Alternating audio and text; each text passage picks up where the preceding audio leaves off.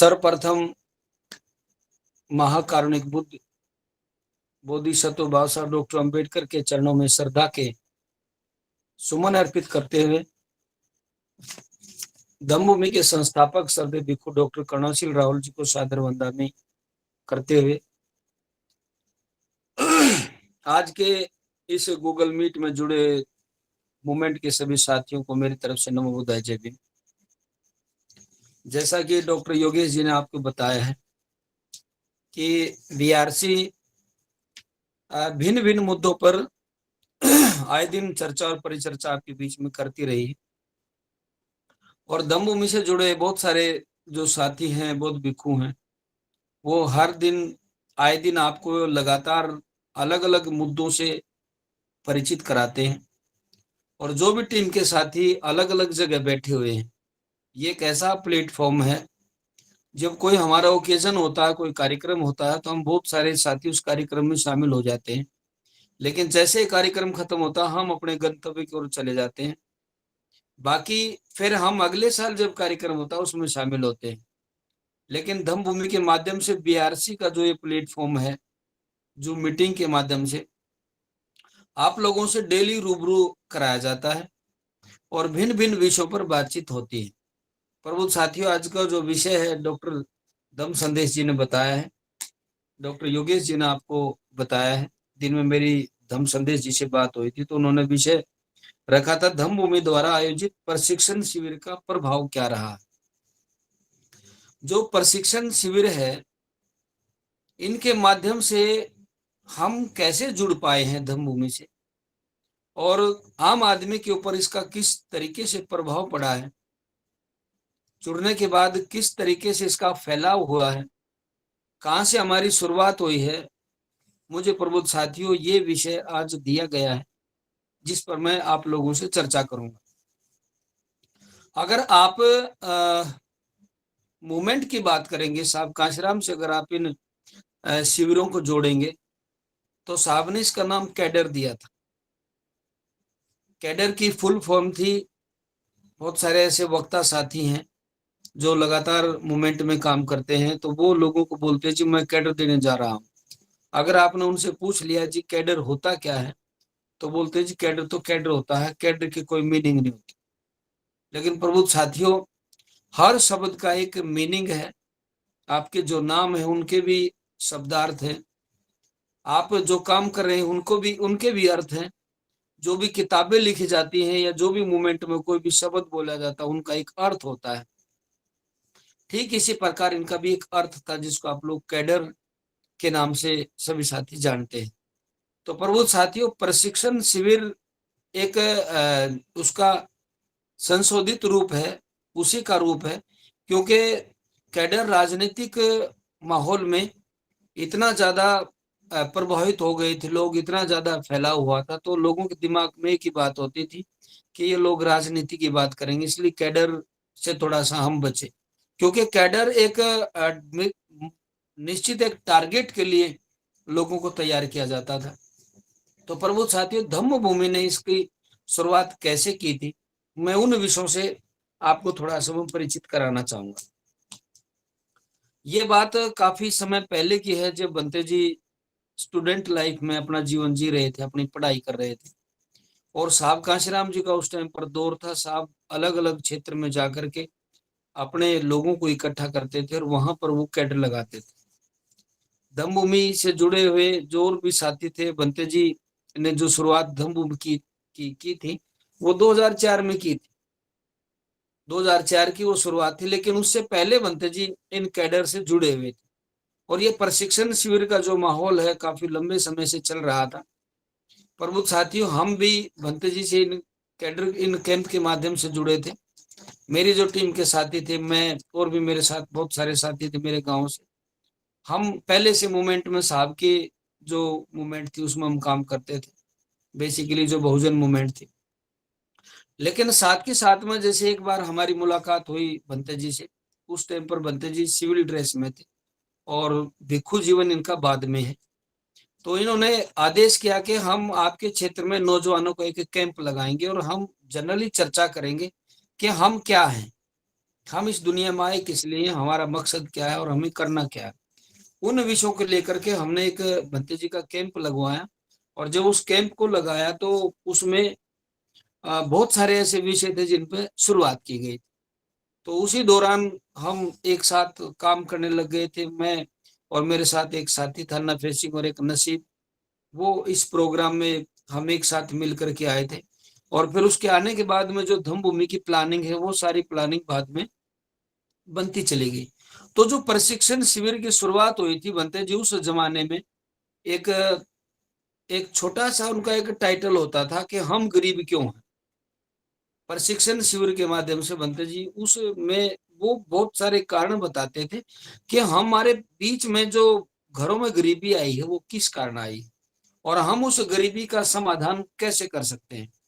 इन विषयों पर काफी लंबी चर्चा होती थी और बनते जी बोर्ड के माध्यम से सेम पैटर्न जैसे साहब ने जिन लोगों को तैयार किया था या साहब कांशीराम खुद लोगों को तैयार करने के अलावा भी जैसे लोग इकट्ठे होते थे तो उनको एक जगह बैठा करके और चार्ट लेकर के या जैसा बोर्ड होता था।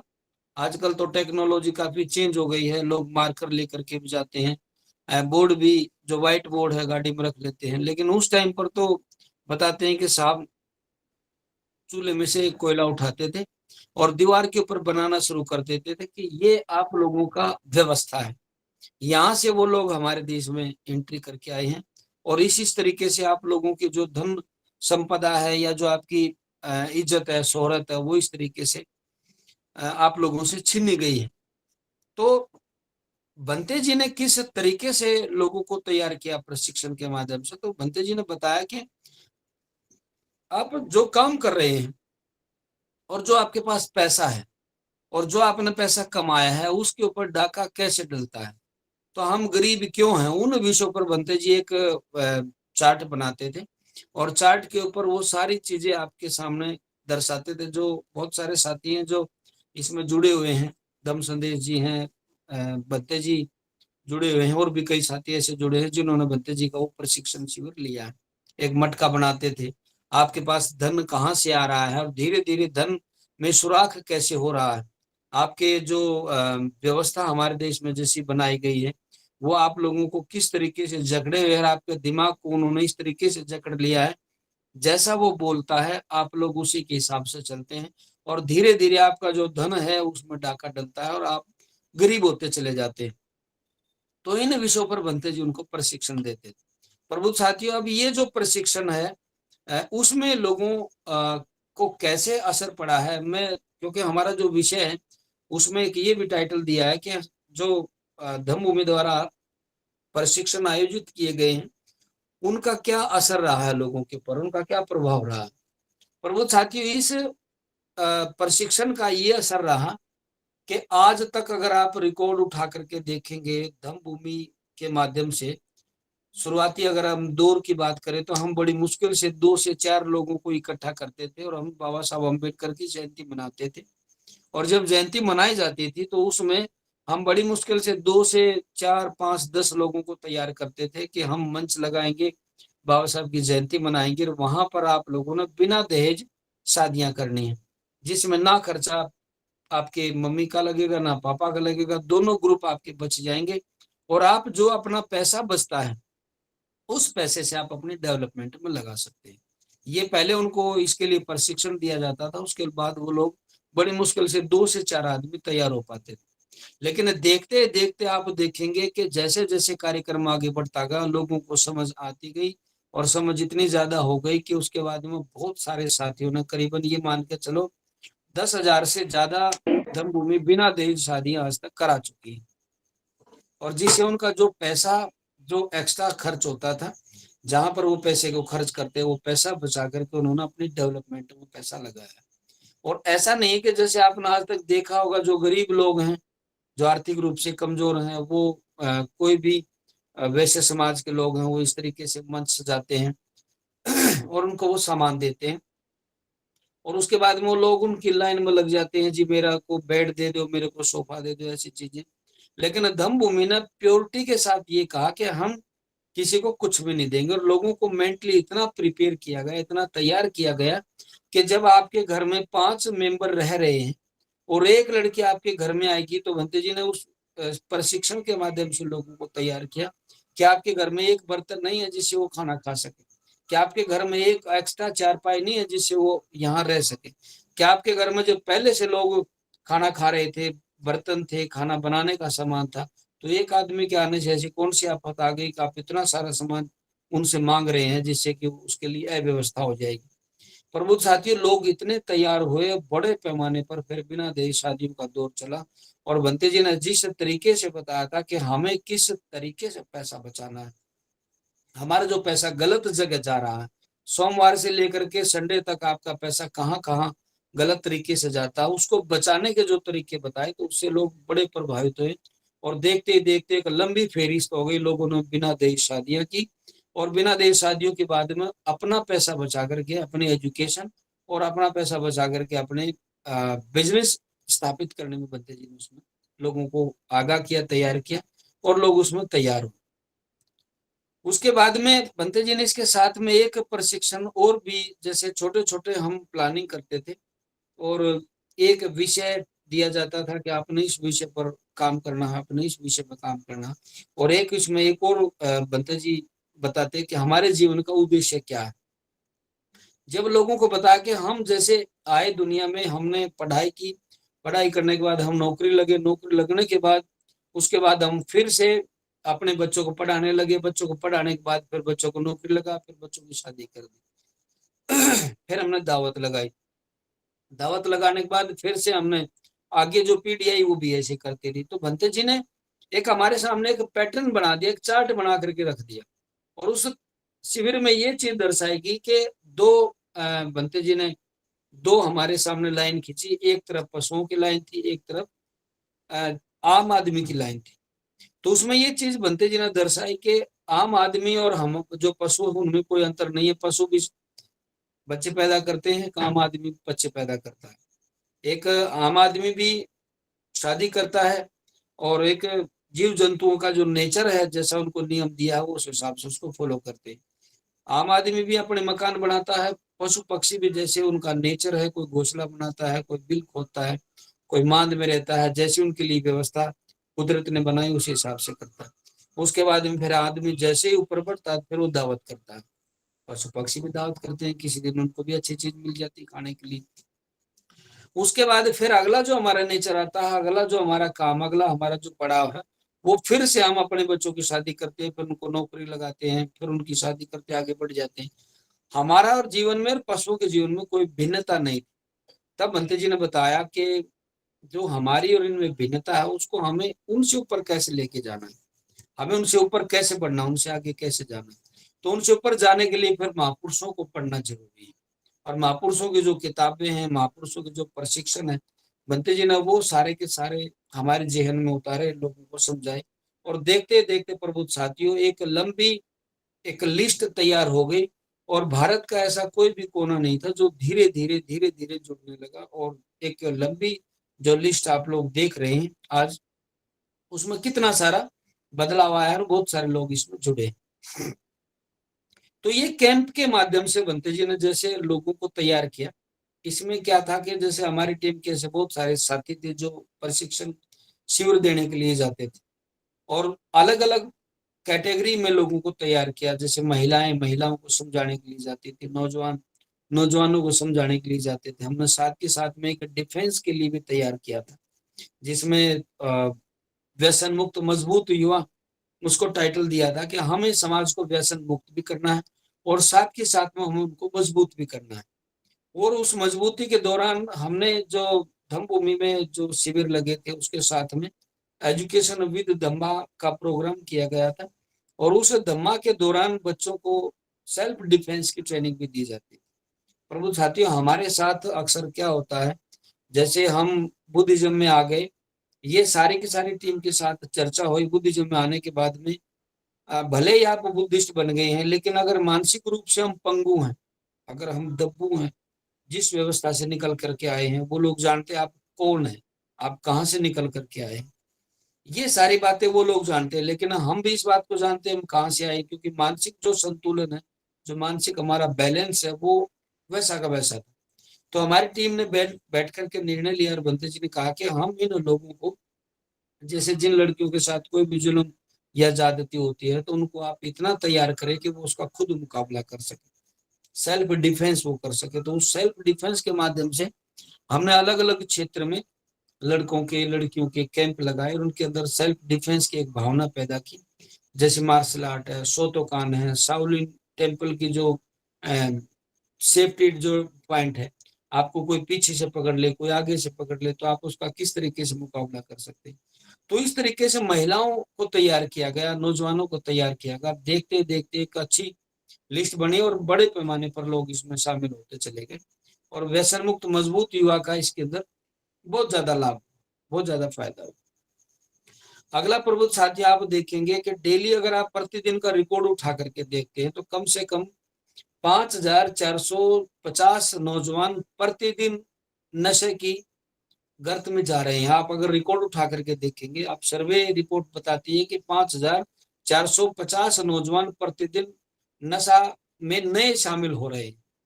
जो हमारे देश की जनरेशन, उसमें से 5,540 लगभग 5,500 के समथिंग नौजवान इस गर्त में जा रहे हैं। तो धम्मभूमि ने ये भी प्लान किया, जैसे मैंने आपको बीच में एक बात बताई थी, व्यसन मुक्त मजबूत युवा, ये टाइटल धम्मभूमि ने रखा। और नशे से कैसे मुक्ति कराई जा सकती है, उन विषयों के भी भंते जी ने शिविर लिए। और जिनके घरों में जो बच्चे गलत आदतें पाल ली थी, तो उनके भी छोटे छोटे कैंप लगाए। और ऐसे ऐसे नौजवान हमारे पास आए, उनके माँ बाप बताते थे, हमारे जो माता पिता है या उनके माता पिता हमें बताते हैं कि हम अपने बच्चों को उल्टा लटका करके भी मारते हैं, उसके बावजूद भी ये नहीं सुधर रहे हैं। तो प्रबुद्ध साथियों, धम्म भूमि पर ऐसे ऐसे नौजवान सुधर करके गए हैं जो बुरी आदतें रखते थे, और जैसे ही प्रशिक्षण में शामिल हुए तो उन्होंने शराब पीना बंद किया। हमने कुछ लोगों को दवाइयां भी प्रोवाइड कराई उनके लिए, उनको मेंटली तैयार भी किया, और उसके साथ साथ में उनको इतना तैयार किया कि आपकी जिंदगी का एक मकसद है। आप दुनिया में आए हैं तो सिर्फ दारू पी करके मरने के लिए नहीं आए। तो व्यसन मुक्त के तरफ भंते जी ने स्पेशल प्रबुद्ध साथियों ध्यान दिया, और बहुत सारे लोगों को तैयार किया अलग अलग क्षेत्र में, जब हम इस काम को करने के लिए गए। अगर आप आर्थिक क्षेत्र में इनका बदलाव देखेंगे, जो प्रभाव पड़ा है आर्थिक क्षेत्र में, तो आर्थिक क्षेत्र में बंते जी से जैसे जो भी नौजवान साथी जुड़े, तो बंते जी ने कहा कि जो नौकरी है वो आपकी एक एक 100 किलोमीटर की दौड़ है। आप लंबे समय तक उसमें नहीं दौड़ सकते, आपका एक टाइम टेबल है।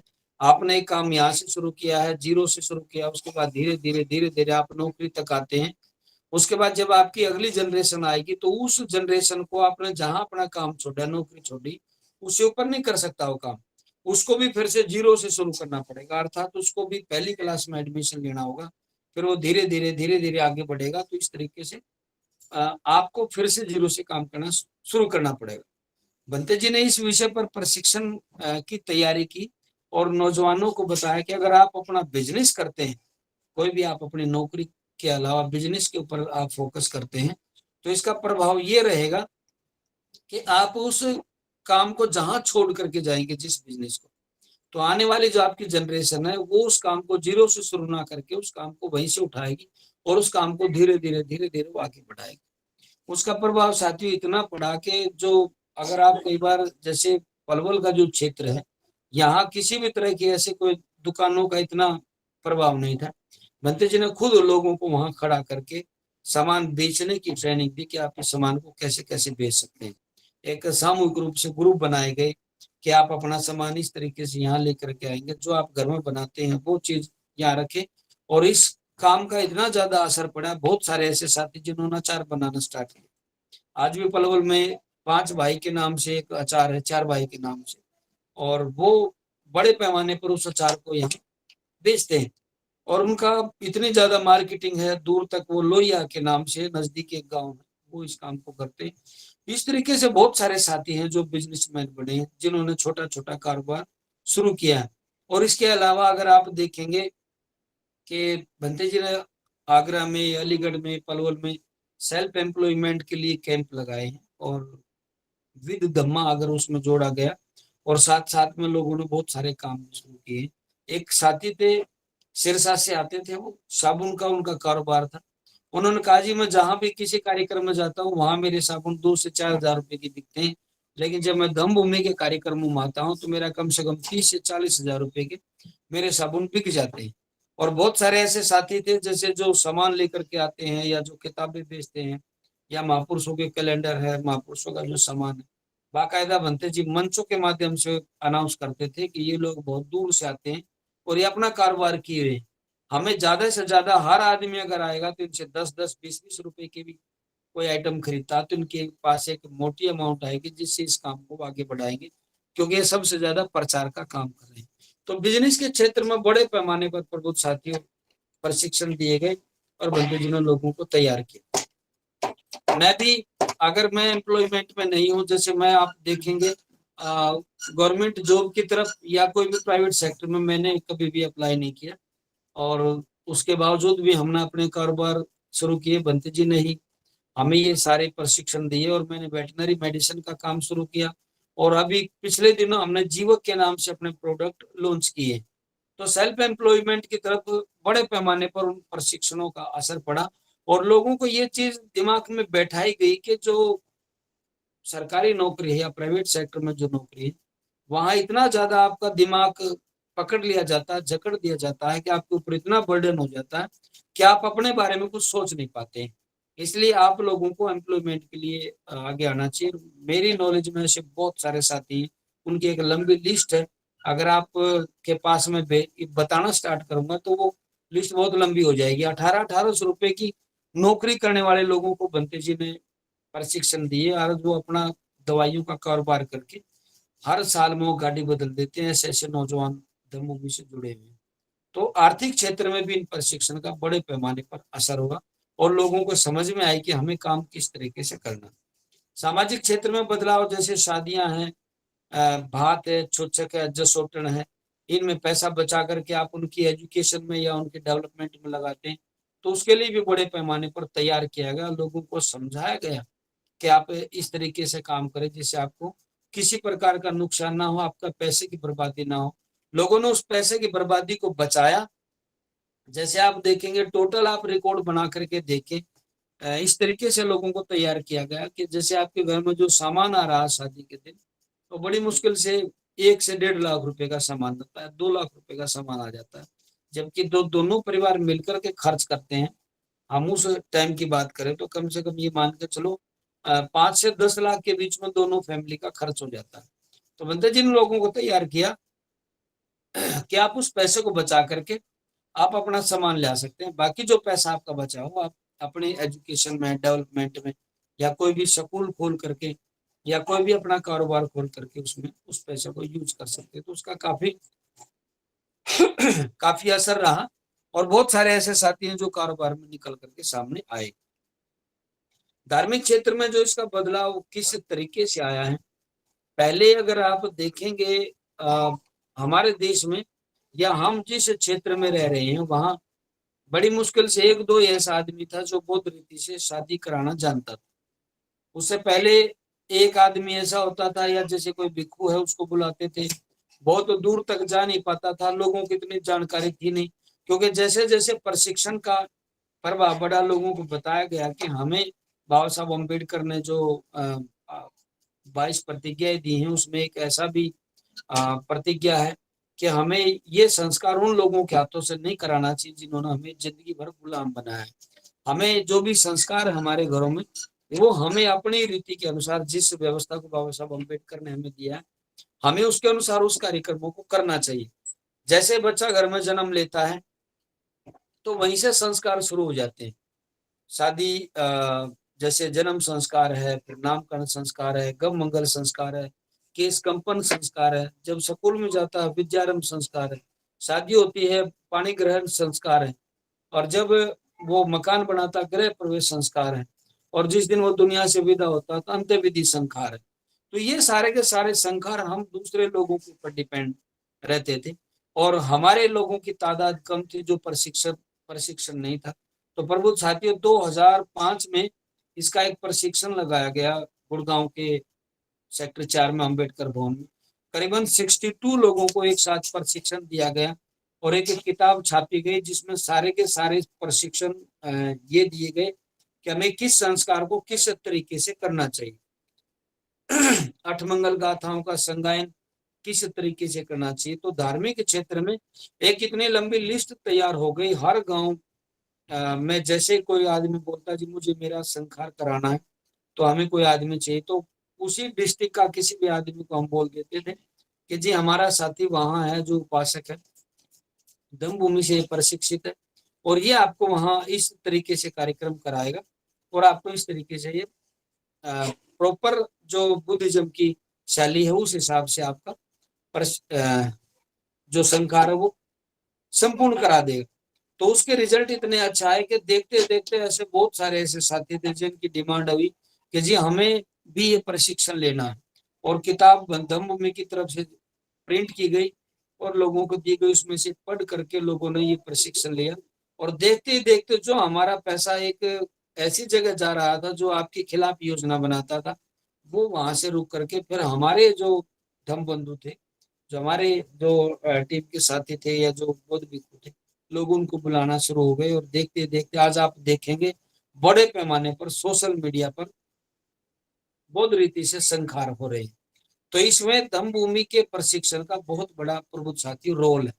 हो सकता है बहुत सारे ऐसे साथी हैं वो बोले जी नहीं हम क्लेम करें हमने ऐसा किया, लेकिन हकीकत ये है कि जब हरियाणा में बौद्ध भिक्षुओं को लेकर के बंते जी जब निकले थे तो लोग इन बातों को जानते नहीं थे कि जी एक जैसे उनके कपड़े हैं, सबके सिर पे बाल नहीं है, ऐसे कौन लोग हैं, ऐसे कौन से बाबा हैं, ये महाराज कहाँ से आए। लेकिन जैसे जैसे प्रचार हुआ, जैसे जैसे लोगों में प्रशिक्षण आया तो इसका बड़े पैमाने पर असर हुआ और बौद्ध रीति से संस्कारों की जो लंबी फेरिस्त शुरू हो गई है, जो हमारे साथी गांव गांव जाकर के शादियां करा रहे हैं, संस्कार करा रहे हैं, उसमें धम्म भूमि के प्रशिक्षण का बहुत बड़ा असर है। एक 2006 की मैं घटना की बात करूं, बंते जी की इच्छा थी कि हमारे यहाँ भी जो सामने शिविर है 10 दिन का सप्ताह का, हम यहाँ पर भी लगाएं। और बंते जी ने प्लान किया कि चलो हम यहाँ से बोध गया की तरफ चलते हैं या हम नागपुर चलते हैं जहां हम श्रामणेर का शिविर लगाएंगे। तो एक भिक्षु थे दिल्ली से, उन्होंने कहा कि आप नागपुर की बजाय आप पलवल में आपका जो क्षेत्र है, जो धम्म भूमि है आपने बनाया एक बड़ा सेंटर है, क्यों ना आप इसी को नागपुर की तरह डेवलप कर दें। तो प्रबुद्ध साथी नियम पे चर्चा हुई कि हमें किस किस तरीके से शिविर लगाना है, शिविर की क्या क्या कंडीशन है। तो उस पर प्लानिंग हुई और प्लानिंग होने के बाद में हमारी टीम के लगभग जितने भी साथी उस टाइम पर बंते जी से जुड़े थे लगभग 42 साथियों ने एक साथ शिविर लिया था, जिसमें बंते जी थे, जिसमें नसीब था, जिसमें एक साथी योगेश था हिसार से, मैंने भी उस टाइम पर शिविर लिया था, आनंद जी थे, मोना की टीम थी, आसपास के ऐसे बहुत सारे साथी थे, दम संदेश जी थे, इन्होंने सब ने मिल करके शिविर लिया और ये प्रशिक्षण धम्म भूमि के प्रांगण में लगाया गया। उस टाइम पर धम्म भूमि की इतनी बेहतरीन व्यवस्था नहीं थी, एक दो कमरा बना था थोड़ी सी जगह में, अगर बारिश भी आती थी तो इधर उधर दीवार के साथ खड़े होकर के इस काम को लोग करते थे और बहुत बेहतरीन व्यवस्था उस टाइम पर प्रबुद्ध साथियों नहीं थी। न तो लाइट की व्यवस्था थी, ना गर्मी से बचा जा सकता था, ना सर्दी से, लेकिन फिर भी एक इतनी शुरुआत यहाँ की गई तो लोगों ने इस बात को एक्सेप्ट किया लोगों ने स्वीकार किया और ये पहला शिविर वहां लगाया गया था। और एक घटना इस शिविर से जुड़ी हुई है, जैसे हमने अक्सर वो दोहराई भी है, ऐसे बहुत सारे साथी उस घटना से परिचित भी हैं। बंते जी जब स्टूडेंट लाइफ में थे तो साहब काशीराम जी से मिलने के लिए गए थे और जब साहब से मिले तो जैसे साहब के पास बैठे, साहब ने पूछा भी आप कहाँ से आए हैं, तो बंते जी ने कहा कि साहब हम हिसार यूनिवर्सिटी से आए हैं और हम सभी बीबीएससी कर रहे हैं। तो साहब ने मुस्कुराते हुए कहा कि भाई आप डंगर डॉक्टर बन रहे हैं। तो बंते जी ने कहा कि हाँ साहब हम वेटनरी सर्जन का कोर्स कर रहे हैं। तो साहब ने कहा कि भाई ये बात तो सही है कि तुम डंगर डॉक्टर बन रहे हो, लेकिन बड़े पैमाने पर हमारे समाज में चार पैरों वाले पशु घूम रहे हैं, उनका इलाज कब करना शुरू करेंगे। तो बंते जी बता रहे हैं कि अनायास ही मेरे मुंह से निकल गया कि साहब हम जो कोर्स है वो तो डंगरों का कर रहे हैं, पशु का कर रहे हैं, लेकिन मैं इस बात की भी गारंटी देता हूं कि आने वाले समय में मैं चार पैर वाले पशु का ही इलाज करूंगा। प्रभु साथियों, 2006 में चिवर लिया था और एक सप्ताह के बाद में ही 9 अक्टूबर 2006 को साहब काश राम जी हमारे बीच से अलविदा हो गए थे। जिन साथियों ने चिवर ले रखा था, जिनमें हम दमभूमि से हम 7 आदमी थे, बंते जी के साथ हम सब मिल करके हम जो निगमबोध घाट है, पहले हम पार्टी कार्यालय में गए जहाँ साहब का जो पार्थिव शरीर रखा हुआ था, और उसके बाद में फिर हम सभी जो निगमबोध घाट है वहां पहुंच गए। साहब का अंतिम संस्कार हम सब ने अपने हाथों से किया। और जैसे हम वापस आए तो बंते जी ने इस बात को दोहराया कि मैंने एक बार साहब के सामने एक बात दोहराई थी कि साहब हम जो कोर्स कर रहे हैं वो तो चार पैरों वाले पशुओं का कर रहे हैं, लेकिन आने वाले समय में बड़े पैमाने पर जो हमारे चार पैरों वाले पशु घूम रहे हैं हमारे समाज में, हम उनका इलाज करेंगे। तो आज साहब बंते जी ने कहा कि आज मुझे ऐसा लगता है कि साहब के सामने जो संकल्प मैंने लिया था, मुझे अब वो साकार होता नजर आ रहा है, और मैं भी अपनी पूरी जिंदगी जो हमारा समाज पशुओं की तरह जीवन जी रहा है, मैं उसको सुधारने में लगा हूं। पर वो छाती वहां से शुरुआत की, और जैसा वो पहला शिविर था 2006 का, देखते ही देखते एक जैसी रूपरेखा तैयार की गई, और भारत के एक भी ऐसा कोना नहीं बचा है जहां से लोग धम्म भूमि के प्रशिक्षण शिविर में आकर के चिवर लेकर के इसमें शामिल ना हो रहे हैं। आज हम यहाँ बैठ करके हम बात कर रहे हैं, और उधर बनते जी बोध गया में शिविर लगा रहे हैं। बोध गया में बहुत सारे साथी दूर दराज से आकर के श्रामणेर शिविर में शामिल हुए हैं। इससे पहले कि आप श्रामणेर शिविर देखेंगे जिनका प्रभाव की अगर आप बात करेंगे, तो लोगों को ये सारी चीजें बताई गई कि आपका अपना जो जीवन है उसको अपना जीना कैसे। जीवन जीने की कला तो है, लेकिन अगर आपको वो कला आती नहीं है तो उसका फायदा क्या होगा आप लोगों को। दूसरा साथियों, हमारी जो जिंदगी है, हम पहली क्लास से लेकर के हम जब 6 साल के हो जाते हैं तो पहली क्लास से लेकर के हम 10वीं तक चले जाते हैं, हमारी उम्र 16 साल हो जाती है। 16 साल के बाद जब हम 12वीं तक जाते हैं तो हमारी उम्र 18 साल हो जाती है। जब हम ग्रेजुएशन करते हैं तो हम 21 साल के हो जाते हैं, और जब हम एमए तक जाते हैं, हम पोस्ट ग्रेजुएशन करते हैं, तो हमारी 21 साल से फिर हमारी उम्र जैसे जो जितने साल में करता है इस तरीके से, तो लगभग आप ये मान के चले कि आदमी की जो उम्र है स्टडी की लगभग 25 साल तक।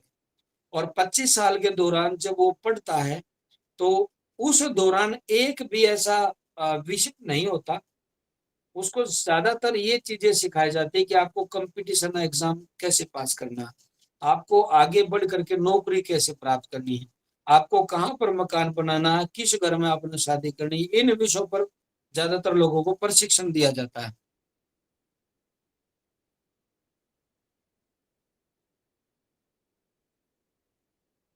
तो हमें ये प्रशिक्षण दिए जाते हैं कि हम अपना जो जीवन है हम आगे कैसे बढ़े, लेकिन इन विषयों पर बिल्कुल भी चर्चा नहीं होती, क्योंकि हमारी आधी से ज्यादा जिंदगी फैमिली में बीतती है। हमें फैमिली को किस तरीके से आगे बढ़ाना है, परिवार के साथ हम किस तरीके से पेश आए, समाज के साथ हम किस तरीके से वार्तालाप करें, समाज को हम कैसे जोड़ पाए,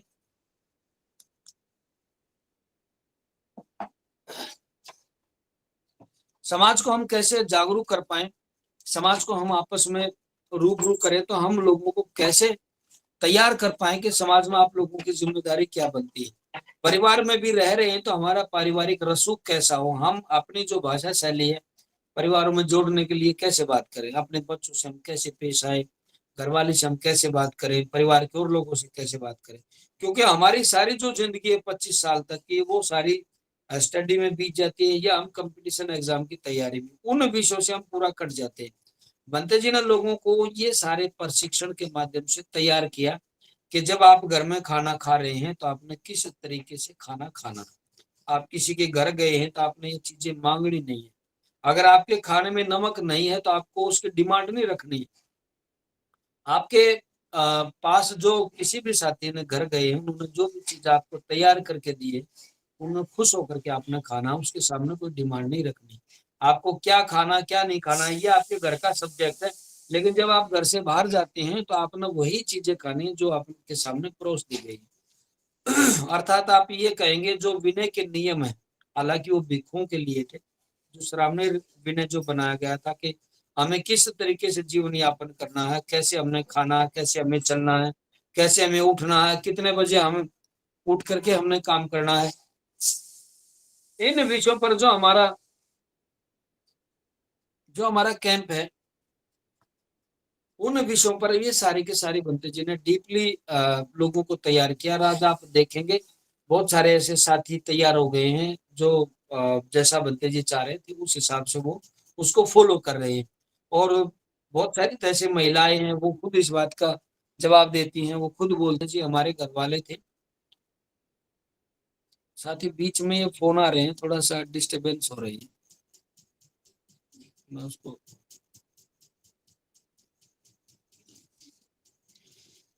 तो ये प्रशिक्षण के माध्यम से ये सारे विषय क्लियर किए गए, लोगों को ये बात समझ में आई और आज आप देखेंगे वो इन बातों को फॉलो कर रहे हैं। और ऐसी बहुत सारी महिलाएं हैं, जब किसी का घर वाला जब प्रशिक्षण शिविर में आता है, जो श्रावणी शिविर है या कोई भी शिविर उसमें लगता है, तो उस दौरान जैसे वो घर जाता है तो घर जाते घर वाले खुद उसको बोलते हैं कि भाई आपको ऐसा क्या सिखा दिया बंदे जी ने कि आपके ऊपर इतना ज्यादा असर हो गया है कि हम ऐसा सोच भी नहीं सकते थे कि आप अपनी बुरी आदतें छोड़ करके आ सकते हैं। ऐसे ऐसे लोग थे। एक बार तो एक साथी थे, वो हमारे, हम उनके पास गए तो वो हमारे साथ बोले जी मैं घर से दुखी हूँ, मैं यही रहूंगा आज के बाद।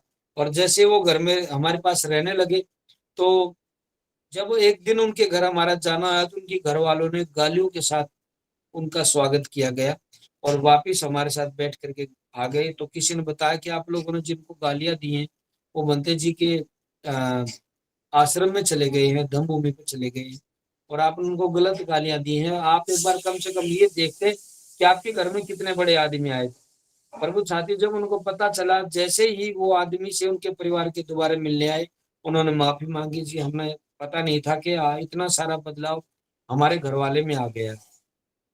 और उसके बाद में जैसे पहले उसकी कंडीशन होती थी मैं ये खाऊंगा ये नहीं खाऊंगा, मेरे भोजन में ये होना चाहिए ये नहीं होना चाहिए, इतनी सारी कंडीशन होती थी। जैसे वो धम्म भूमि के कार्यक्रम में या शिविर में रहने लगी तो वो सारी कंडीशन उनकी खत्म हो गई। जो सामने उनको खाने को मिलता था वो उसी के खाने लग गए थे। और धीरे धीरे जैसे इतना सारा बदलाव आया तो उनके घर वाले फिर जब वो ठीक हो गए तो उनके घर वाले हाथ जोड़ करके उनको ले गए जी अब तो हमें ये आदमी ऐसा चाहिए, काश ऐसा ये आदमी 50 साल पहले मिल जाता। तो हमारी जो जिंदगी है बहुत खुशी खुशी बीतती। तो प्रभु साथी इस तरीके से बहुत सारे लोगों में इस तरह का बदलाव आया है। और दूसरा बात एक इसमें ये भी मैं शामिल करूंगा, साबका आश्रम जी की एक स्टेटमेंट है, people get the leadership what they deserve. कि आप जैसे हैं आपको ऐसे लोग मिलेंगे, पहले कम से कम आप डिजर्व तो करें। आप चाह तो ऐसा रहे कि मैं तो गलत काम करता हूँ लेकिन जो मेरे दाएं बाएं जितने भी सर्कल के लोग हैं वो अच्छे काम करें, पहले आप खुद बने। उसके बाद आपको जैसे आप डिमांड रखेंगे ऐसे लोग आपको मिलते चले जाएंगे। साहब काशीराम जी की एक बात और है, उसमें साहब ने कहा कि मेरे समाज को वीआरएस लेनी चाहिए, वॉलंटियर रिटायरमेंट फ्रॉम सर्विस। 20 साल तक सर्विस करे, 20 साल तक अपने फैमिली को सेटल कर दे, बाकी की जो बची हुई जिंदगी है वो समाज में लगाए। और वो छात्री इस बात को फॉलो करते हुए बंते जी ने इसको फॉलो किया, जिसमें बंते जी ने बीआरएस लिया। बंते जी के साथ में जो मैडम निर्मल है उन्होंने बीआरएस लिया अपनी नौकरी से। मंजू वर्मा जी हैं जो धम्म भूमि की फाउंडर मेंबर है, उन्होंने बीआरएस लिया। और इसके साथ साथ में बनते धमशील जी हैं उन्होंने बीआरएस लिया। और जो धम्म भूमि से जुड़े बहुत सारे ऐसे साथी हैं जो बनते आदित्य जी उन्होंने भी नौकरी छोड़ी, और सुबह सिंह बोध जी हैं उन्होंने नौकरी छोड़ी। धम्म भूमि से जुड़े ऐसे बहुत सारे साथी हैं, रुमाल सिंह जी हैं उन्होंने नौकरी छोड़ी और अपनी पूरी जिंदगी बची हुई मूवमेंट में लगाने की बात की। कहने का अर्थ ये है कि प्रशिक्षण के माध्यम से एक बहुत बड़ी एक टीम तैयार हो गई, जिन्होंने बीआरएस लिया या जो नौकरी की तैयारी कर रहे थे वो मूवमेंट में लगे। और पहले अगर आप देखेंगे जैसे भी हम कार्यक्रमों में जाते थे तो बुजुर्ग भिक्षु हमें दिखाई देते थे और लोगों का कहना था कि जो बौद्ध धर्म है ये बुजुर्गों का धर्म है, बूढ़ों का धर्म है। लेकिन आज आप धम्म भूमि से जुड़ेंगे तो आप देखेंगे साथियों एक रूपता जो नजर आ रही है, ये प्रशिक्षण का असर है। एक जैसा चिवर बनते जी ने जो शुरू किया है वो धम्म भूमि के प्रशिक्षण का असर है। और पहले अलग अलग बर्तन में सजा करके भिक्षु को खाना दिया जाता था, अलग अलग कटोरी थी। तो दान पात्र की जो परिपाटी है पहले विदेशों में थी, लेकिन वो परिपाटी आज यहाँ दमभूमि के माध्यम से हो गई। तो ऐसा बहुत सारे विषय हैं जिनका बहुत लंबे समय तक असर रहा है और असर रहेगा। आपने देखा होगा जो महिलाएं थी पहले साड़ियों में लिपटी हुई कार्यक्रमों में आती थी, लेकिन जैसे ही दमभूमि ने प्रशिक्षण दिया कि हमें सफारी पहनना चाहिए, तो एक रूपता ही महिलाओं और पुरुषों ने एक साथ सफारी पहनी और एक अप टू डेट बन करके आई। और मजबूत किस तरीके से बना जाए, जो घूंघट आप लोग करती हैं, जो चूड़ियां आप लोगों ने गुलामी का प्रतीक पहन रखा है, जो आपके कान में नाक में जो गुलामी की निशानियां हैं, इनको छोड़ने के लिए बोला गया। और प्रभु छात्री लोगों के ऊपर इन बातों का असर हुआ और छोटी छोटी किताबें लिख करके बंते जी ने लोगों के अंदर प्रसारित की और उसका असर होता नजर आया। आज आप देखेंगे एक लंबी लिस्ट आपके सामने है और इस प्रशिक्षण का असर इतना जबरदस्त हुआ और लोगों के अंदर स्वाभिमान पैदा किया गया। जब दमभूमि बनाई गई थी तो शुरू में ये नियम बना दिया था कि हमारी टीम में से कोई भी आदमी किसी नेता के दाएं बाएं नहीं घूमेगा। अगर अब वो आपको सहारा देगा फिर वो इशारा भी करेगा। साहब की जो शैली थी, हमारी टीम ने उसी विषय पे काम किया और लोगों से, नेताओं से चंदा मांगने के बजाय हमने समाज के सामने ही हाथ पसारे कि जी आप जैसा देंगे हम उसी हिसाब से धम्म की व्यवस्था शुरू खड़ी कर देंगे। और आज जो धम्म का जो प्रोग्राम है या जहां पर भी धम्म के सेंटर बने हैं उसमें किसी भी नेता राजनेता का एक भी पैसा नहीं है। आप लोगों ने 10-10 रुपए देकर के इस व्यवस्था को शुरू किया, इस व्यवस्था को खड़ा किया। तो प्रशिक्षण का इतना जबरदस्त असर रहा प्रभु साथी। मैं अगर इस बात को बताता रहूंगा, ऐसे बहुत सारे विषय हैं जो मैंने पूरे नहीं किए क्योंकि टाइम भी पूरा हो गया है और कुछ साथी इन विषयों पर चर्चा भी करना चाहेंगे। तो धम्मभूमि ने जो प्रशिक्षण शिविर लगाए उनके लंबे समय तक असर रहे हैं और ये लंबे समय तक असर रहेंगे। जैसे ही हम फोटो को प्रचारित करते हैं, जो धम्मभूमि में एक रूपता, चाहे व्हाइट ड्रेस की एक रूपता हो चाहे चिवर की एक रूपता हो, जब हम सोशल मीडिया पर उन फोटो को वायरल करते हैं तो लोग पूछते हैं कि क्या ऐसे प्रशिक्षण शिविर इंडिया में लगते हैं। हमें तो विदेशों में ऐसे प्रशिक्षण शिविर देखने को मिले। और वो साथी जब हम उनको बताते हैं कि धम्म भूमि के माध्यम से भिक्खु डॉक्टर करुणाशील राहुल जी के नेतृत्व में ये प्रशिक्षण शिविर चालू किए गए हैं जिसमें लोग दूर दराज से आकर के एक रूपता का जीवन जी रहे हैं और उसका असर प्रबुद्ध साथियों जितने भी लोग इसमें जुड़े हुए आप सबके ऊपर इस बात का असर दिखाई दे रहा। तो हमें इन प्रशिक्षण शिविरों से जुड़े रहना चाहिए। और बंते जी के साथ साथ में हमारे बहुत सारे ऐसे प्रशिक्षित साथी हैं जो प्रशिक्षण लेकर के तैयार हो गए, जो 10-10, 20-20, 30-30, 50-50 लोगों को एक बंद कमरे में बैठा करके प्रशिक्षण देते हैं। और उनमें हम समाज को बदलने के बजाय उसमें ये नियम बनाए गए कि हमें अपने आप को कैसे बदलना है और हमें अपने आप को गुलामी से बाहर कैसे निकालना है। तो साथ ही मैंने आज के इस विषय पर धम्मभूमि ने जो प्रशिक्षण लगाए हैं उसके क्या असर रहे हैं, क्या प्रभाव रहे हैं, उन विषयों पर मैंने आप लोगों से थोड़ी सी बातें की हैं। आपने मेरी बातों को बड़े गौर से सुना है, काफी साथी इसमें जुड़े हुए हैं। आपका बहुत बहुत धन्यवाद। नमो बुद्धाय जी।